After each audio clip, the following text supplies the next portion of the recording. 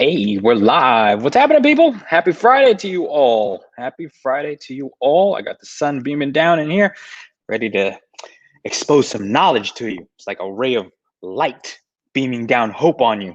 I don't know. I know I'm just in the sun and I can't find a better spot. So, anyways, how y'all doing out there? My name is Voltaire. Thank you for tuning in. Today, we're going to be talking about why the traditional customer avatars that you've been pitched for so long don't matter anymore. I know it's going to piss off a whole lot of marketers and a whole lot of agencies that keep telling you niche down, niche down. You got to figure out what you got to do and got to talk to your customers. No, we're not doing that. But first, anyways, before we do any of that, if you want to learn how to run Facebook ads and you want to learn how to generate your own leads and customers, maybe both, within less than 5 days, I invite you to take the challenge with me. VFPconsult.com/challenges, VFPconsult.com/challenges with an S, because I like to make things difficult. Check that out. Running a Facebook ads challenge. You're going to be pretty much looking over my shoulder as I build out a campaign live with you over the course of 5 days. We start next Thursday, by the way. And yeah, we'll generate some leads and customers, and then you can follow along, do it for your own business, do it for your customers or clients or whoever it is. Just, it's free. It's free. VFPconsult.com/challenges. All right. So today's topic is customer avatars and why they are no longer necessary. Now, when I say customer avatar, what I mean by that is, usually when you hire like an agency or you hire a marketer, they always tell you to niche down and tell me about who your ideal client is and who your ideal customer is. Now, that's all well and good, but sometimes they take it a step too far. They're like, all right, well, what is her name? And how old is she? How many kids does she have? Is she married or divorced? What street does she live on? Does she have a house with a white picket fence? God, don't do that. Okay, so anyways, the reason why they're doing that, or the reason why that came to be, is because there was an old school way of thinking. Back in the day, what you would typically do was you would create all of these different customer avatars like Joe and Mary and Bob, and you would send each one of them down a different funnel of whatever it was that you were selling. And then you would like change up the language on the landing page based if it was Bob or Mary or Susan or whatever. And if she's got 3 kids, you would be like, oh, Susan with the 3 kids has this problem, so you would send them all down these different funnels. So if I wanted to sell, let's say like pet grooming, okay, pet grooming services, if I'm a pet groomer, I would create all these different types of ads that speak directly to each one of those avatars. One person has a golden retriever, I'd speak to that. One person who has a Persian cat, or one person that has a poodle, and so on and so on until you get nauseous. And it worked really, really well. I'm not saying that it never worked. It did work, but times have changed. Right? Back then, it worked well. If you niche down and you had language patterns and everything that spoke to that specific ideal customer, great. It worked. But the problem is it was just freaking hard. And I don't like working that hard. Not that I won't do it, but I don't like it. And so you had to create all of these different funnels and all of these different ads, and it was a lot.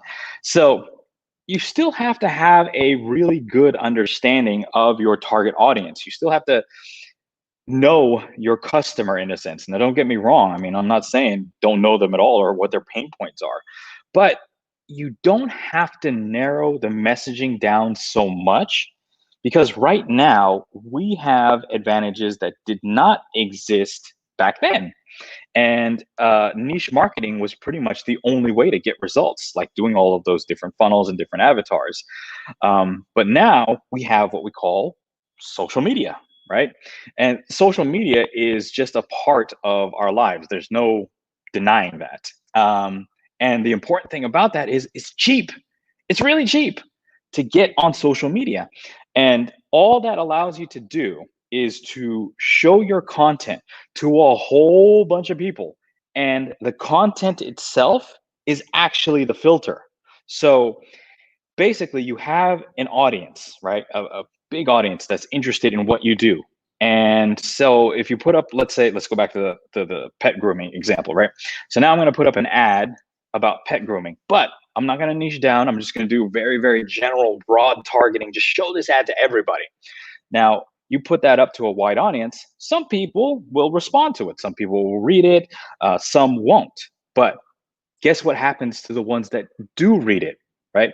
It's a pretty safe bet to say that those that read your ad or read your article about pet grooming, I mean, it's pretty safe to say that they probably own a pet that needs grooming. I mean, I can't imagine why I would want to read pet grooming articles if I don't have a pet. It's just weird. But now, so now you can show more content to those exact people that have already expressed interest in the pet grooming ad that you would put up. And you keep showing them more and more and more content about pet grooming. And it becomes essentially a filter for that audience. And they get more and more boiled down to that exact target customer that you want. So instead of creating that different customer avatar, you now have a bunch of content that speaks about pet grooming services, and it only is talking to pet owners. So there you go. And I mean, that whole concept, that whole social media wide targeting mechanism that I just talked about is called what we call intent-based branding. And it was created by my mentor and teacher, Frank Kern. And that's exactly what he does. It's just as successful as niche marketing, but it's a lot easier and it's a lot faster to do.